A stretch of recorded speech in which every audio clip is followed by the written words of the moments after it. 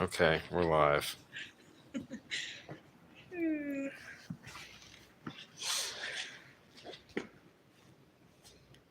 Doing the vacuum sync.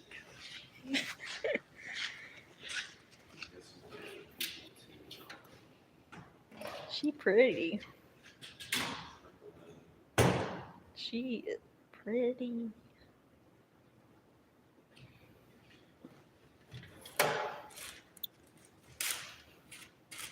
Jack says good evening. Who? Jack. Good evening, Jack.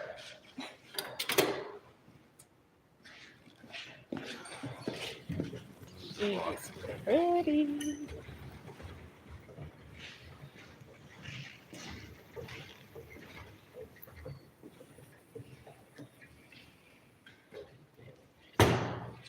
See real quick.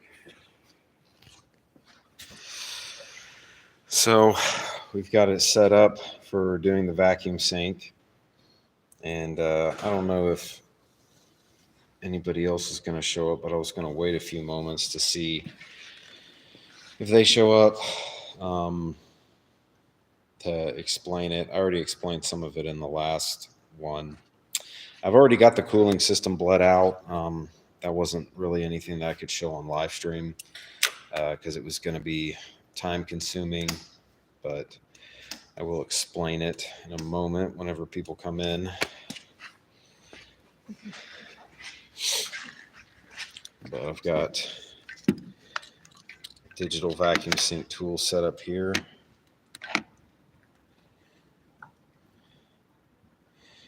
And you can do this with the manual gauges too. But you want to do it with the engine running, warmed up. I've already got the engine warmed up. Everything's pretty much in sync. Oh, key.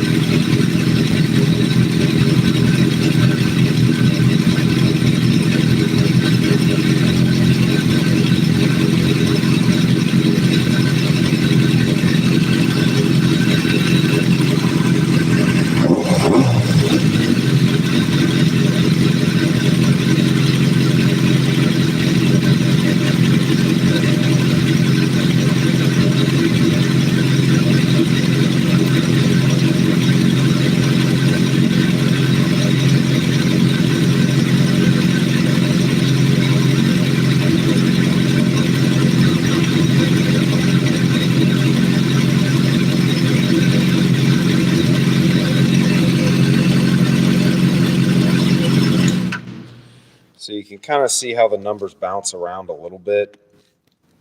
You want to get 1 and 2 as close as possible, and then 3 and 4 as close as possible. The 07, 08 ZX6R is pretty notorious for being difficult to get the vacuum sync perfect. Normally on the other bikes, they won't jump around that much, but you would see occasionally there would be a variance of about 4 between the two. And then for the most part, they were within about 1 or 2 of each other. So I think I might, on that cylinder 4, I might bump it up just a little bit. So I showed in the last live stream setting all this up. So I'm just going to go ahead and do the adjustment. And then when I pull the box back off, I'll show you how I had it set up. The vacuum sync is syncing the amount of vacuum pull between all of the individual throttle bodies. And this is going to be the same for the carbureted bikes. You have to sync all the individual carburetors so they have the same amount of pull, so that your air fuel mixture is going to be even on all 4 cylinders. So, Maddie, you want to go ahead and take the camera? All right, come up here. So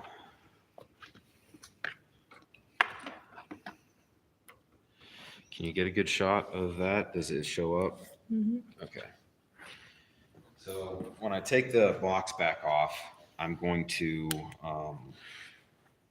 show how it was hooked up and where the adjustments are going to be made. But I'm going to go ahead and make adjustment on this number 4 throttle body real quick. See if I can get it a little bit closer because it seemed to be off a little bit compared to the other ones.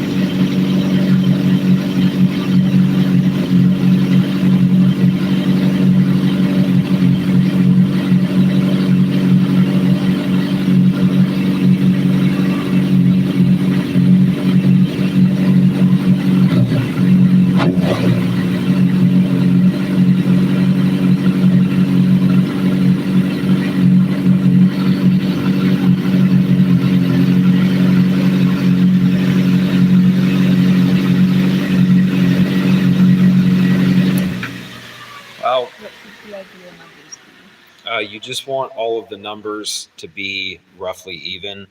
You're going to sync 1 and 2 together, and then 3 and 4 together, and then most of them will have a center screw to sync the 2 pairs together. You're not necessarily looking for a number; you just want them all to be even. The screw is completely maxed out on this number 4 cylinder. It's all the way in. You screw it in to make it pull more vacuum, and you screw it out to make it pull less vacuum. As you could see, they were most of the time they were pretty even, but occasionally they would jump around, and I think that's just an inherent design flaw of this bike. They seem to do that no matter how close I get them. They're just going to jump around and have a variance of about 4 every now and then, but that's much better than it was before. Some were pulling 18, some were pulling 30, mid 30s when I first looked at it. Now I've got them all pulling roughly around 30 most of the time. What? Sorry. So now what do you do with it maxed out? Well, they're where they should be. They're pulling just about equal vacuum.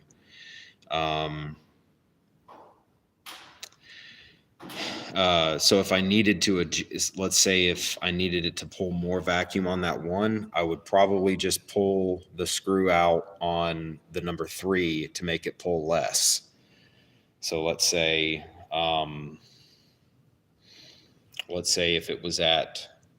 if number 4 was at 26 and number 3 was at 30, let's just say it's there all the time for argument's sake, and I can't make number 4 pull anymore, I would screw out the screw on number 3 to bring it down to 26 instead of trying to bring number 4 up to 30. And then once you get 3 and 4 together on an equal pull, 1 and 2 on an equal pull, then the center screw between the 2, you're going to adjust that to equalize the 2. This bike does not have a center screw to equalize them, so I'm kind of screwed there. So I did the best I could. No pun intended. So you can see they're roughly even now. Is there no way to attach all the hoses to a manifold to equalize them? I mean, no. So we're not, I'll show you where it's reading. It's not reading off of the hoses. It's reading directly off of each individual throttle body. So we're reading directly off the throttle body and changing the pull of each individual throttle body. We're not necessarily, so attaching a hose wouldn't really change anything like that. Or attaching where we're reading from to a hose to equalize them wouldn't really change anything. So I don't think I'm going to change. I don't think I'm going to try to adjust anything any further, because I think it's probably about as good as it's going to get with the issues that these throttle bodies have on this bike getting equalized. So I'm going to run it like it is better than it's ever been. And I had issues with it kind of firing up before. It would kind of bog on cold start. Now it just fires up right off, and then I don't have any bog on the throttle. That changed after I did the valve adjustment. So I think this thing's been in need of a valve adjustment for a long time now. I'm going to start it up one more time and take a look at the readings. Now, you want to do this with the engine hot, 160 degrees or above on the coolant temp.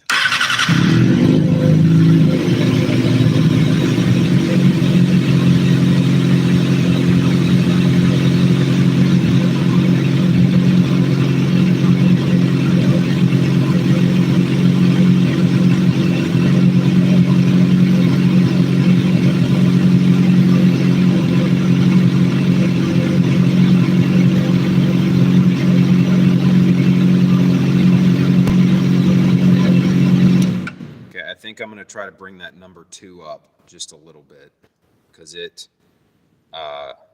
seems to be reading just a hair lower than the number 1. So I'm going to try to bring the number 2 up a little bit.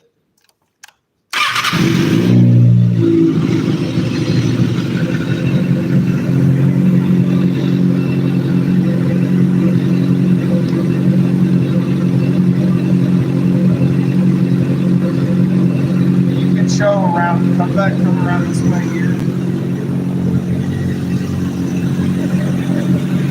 Go down in here. So you can see I'm down in here. I'm turning the screws down in here to get to change it, and I'll show you in a minute where I'm turning at. Right up here on that.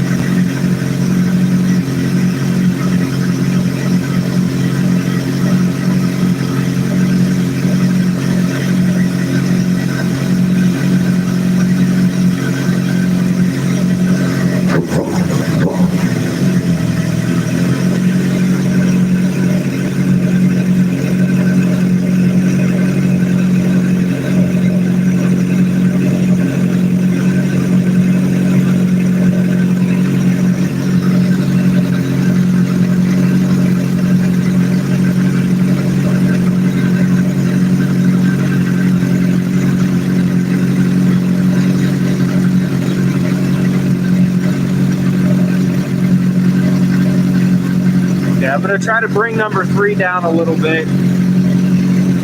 Come over the other side.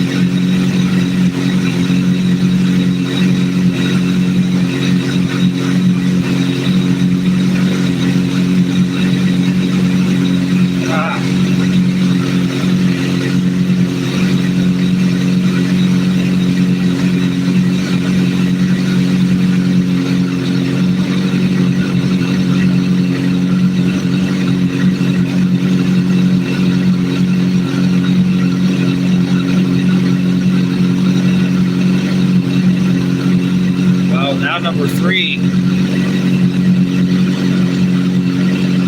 Now number 3's acting like it needs to go up.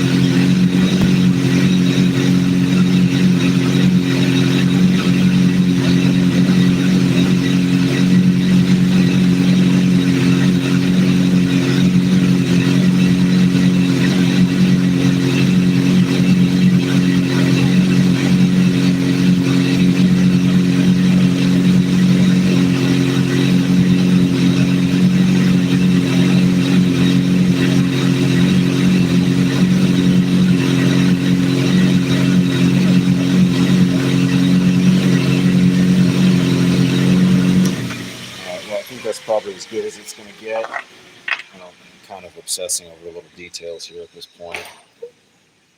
My legs are toasty. Legs are toasty. Oh, sticker came off. The rest of the sticker came off of that flashlight. Yeah, it's you wouldn't be able to get individual. If you did that, you wouldn't be able to get individual readings, which is what you need. Okay, that was from before. Yeah, I think that's as close as it's going to get. So I will show you now how it's all attached. Oh, is that not steel? That's aluminum, I guess. My flashlight won't attach to it. There we go. That's steel. Okay. Right.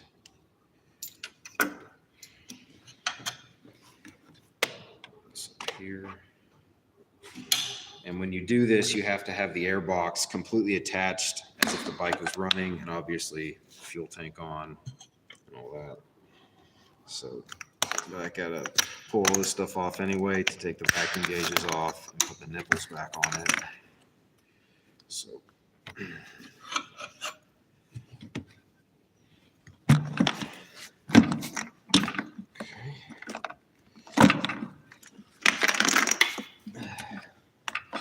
what is it held up on?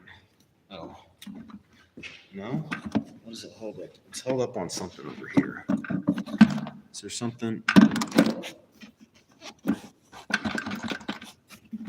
you hold the fuel tank?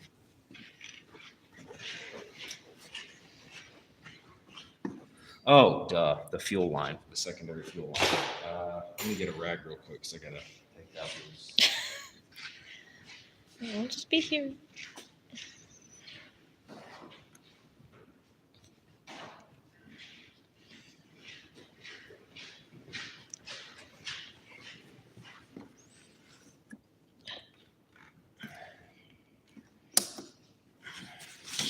Shit doesn't spray everywhere. That wasn't too bad.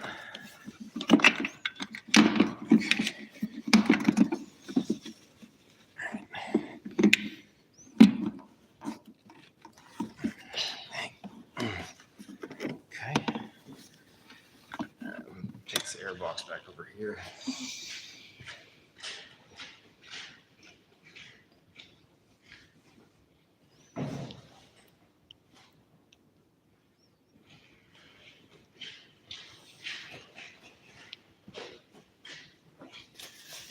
Things freaking pissing fuel everywhere. Sorry, it's my non-dominant arm. Clean up some of this gas. Okay. All right, hold it real quick.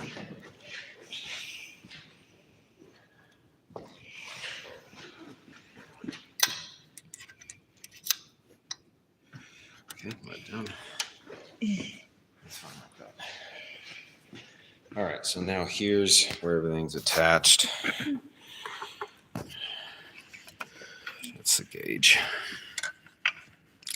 These are the ports where you read the vacuum, and these are all, there's 2 vacuum ports on each individual throttle body, and it's going to be the same on carbureted bikes. These are all go to the manifold absolute pressure sensor. The first port and the second port are just capped off, and that's where you attach these. And a little trick, if you can't get to them, if they're hard to get to, like on a bike, like on the R6,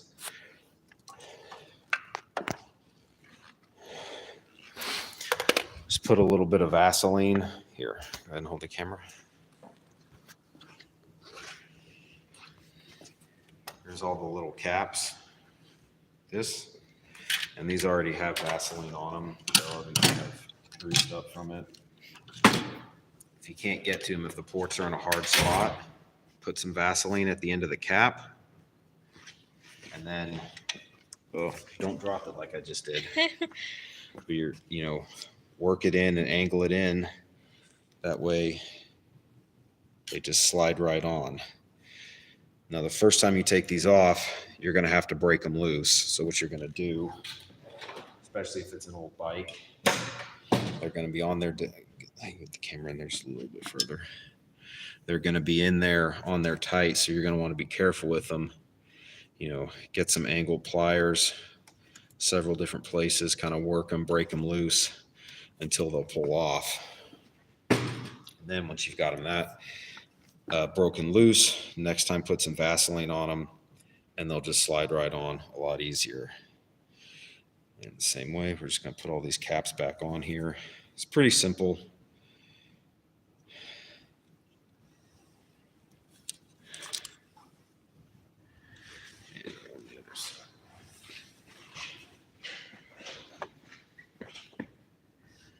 This one is in a weird spot. So there we go. And just push on the end, make sure they're seated. And on any throttle body, if you see that cap there, that's where you're gonna attach the vacuum lines from the tool to read your vacuum pull on the throttle bodies. Now, I'm gonna take the camera. The places where you're going to adjust them. See if I can get my camera in here. So we're looking, it's going to be on the front here, and you can see right there. I'm going to move the camera in.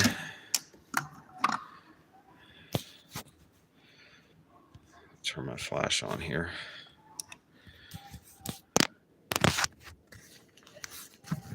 See if we can move this around so y'all can see it.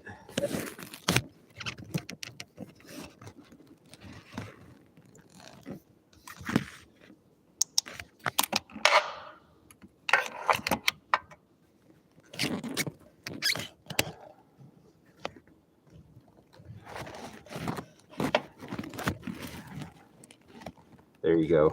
Oh, I just had it, and then I dropped the camera.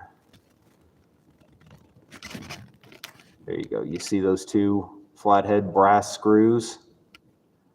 There's going to be one of those on each throttle body.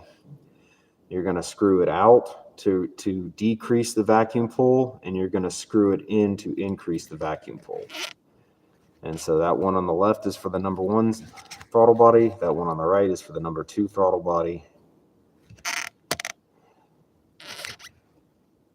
And that's where you have your adjustment. And then same thing on the other side. And those are going to be right. It's going to be, yeah. So it's going to be on the opposite side, wherever the nipple is to read it. Your adjustment screw is going to be on the opposite side, and it's going to be on a long aluminum boss like that, typically. And you can see, there they are, both sides there. So that's where your adjustments are going to be. And then if I can show you on this side easier, I will.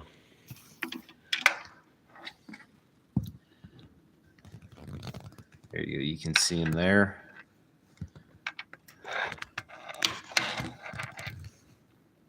There's one. See how that one's screwed in really far? It's right next to that injector connector. And there's that other one there on the number 4. Can't quite see it, but it's next to the injector connector as well. That's going to be pretty universal on all these sport bikes. They're all going to basically be like that. So that's how you do the vacuum adjustment.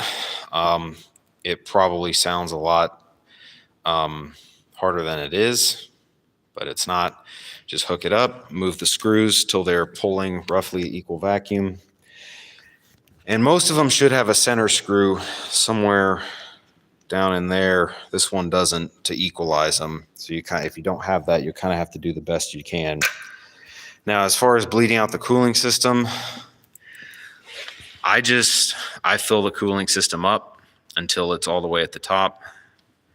Yes, you have to have the air box on. You have to have all the everything connected as if the bike was going to be driving on the street, or anywhere basically. Because if you have a vacuum hose or the throttle or the air box off, it's not going to be pulling the same amount of vacuum. Like you could, I'm trying to think here. You could probably run this engine with the secondary fuel injectors off, just at idle. I think I've done it before, but the vacuum pull is not going to be an accurate reading. What's up, No Go?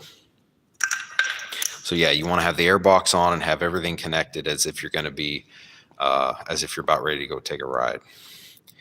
So now as far as the cooling system goes, it's pretty simple. The way I do it, they make these handy tools. I don't use them on the bikes, but you can put it, it'll attach to the top of where the radiator cap is, and you can pull a vacuum on the cooling system, and then it'll fill it up.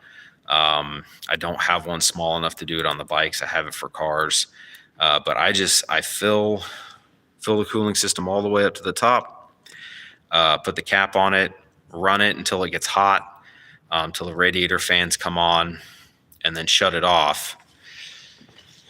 And then you want to fill your reservoir up. And then when it cools off, it's going to purge out trapped air. And so what will happen is it'll purge out air, and it'll suck some in from the reservoir. And then when it's fully cooled down, you're going to take your radiator cap off, and you'll probably see there's an air gap in the top. Top off the radiator again, top off the reservoir again, heat it up, get it hot, let it cool down. Same thing. And I do that about 3 times. You should be good. If I have time, where I have like this week, intermittently, I'll just start the bike up and let it get hot. I've done it about 5 times. By about the 4th time, typically it's purged all of the air out.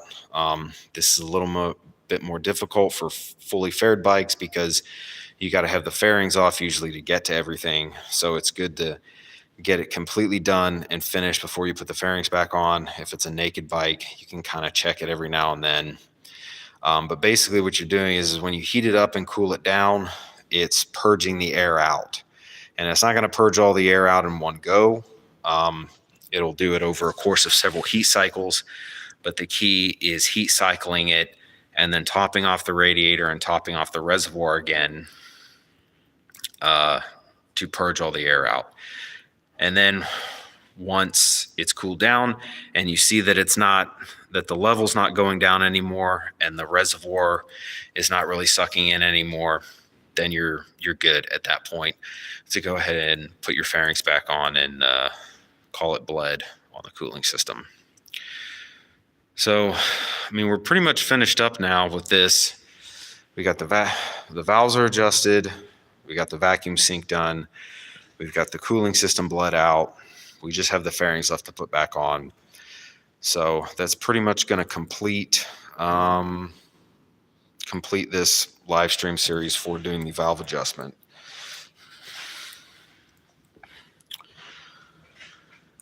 All right. So thanks for sticking around for all of this, guys. I got to get ready and go get in bed here pretty soon. So I'll probably close the live stream out. Just trying to think if I have anything else to say. No problem, Tim Creemans. How's the new bike? I haven't had a chance to go ride it in the dirt yet. I just took it around the street real quick. It's pretty fun. I got to clean.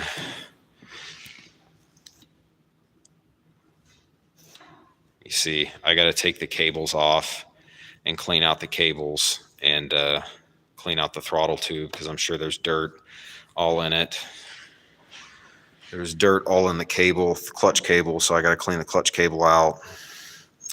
And that's really all it needs. It's just had all the fluids changed. Well, I got to clean and adjust the chain too, and it needs a new chain guard because you can see it's broken. But no, it doesn't really need much. It's in pretty good shape. I think I can probably start it up.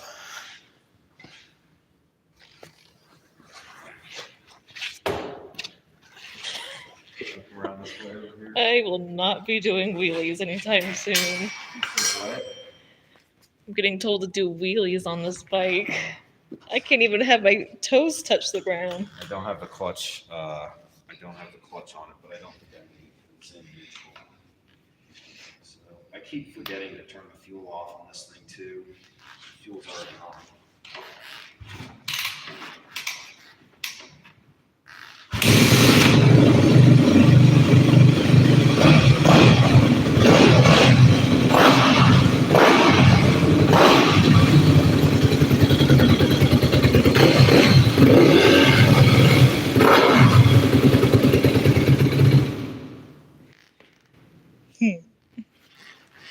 It's so tall. Is that normal? Is that normal for dirt bikes? Like a little bounce house. I don't know how normal that is. I would assume, like, yeah, it's pretty normal because you needed to absorb the shock if you're going over a hill or something. You're going over a jump. Oh, goodness. Turn the fuel off right now before I forget. Let me see that stand.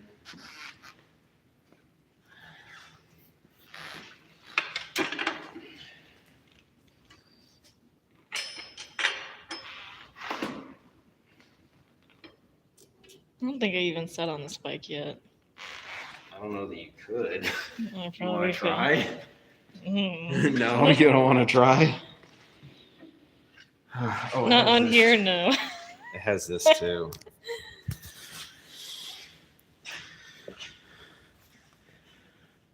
That's pretty handy. The previous owner put that temperature radiator cap on it.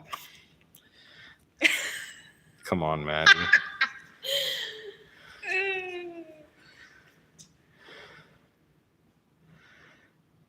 You want to sit on it? Come on. Why y'all peer pressuring me? Come on. You want to try to sit on it? I'll be there to catch you. Oh my God, it's gonna be less embarrassing thing in my whole life. I was like, that's my height. I can't. Hold on.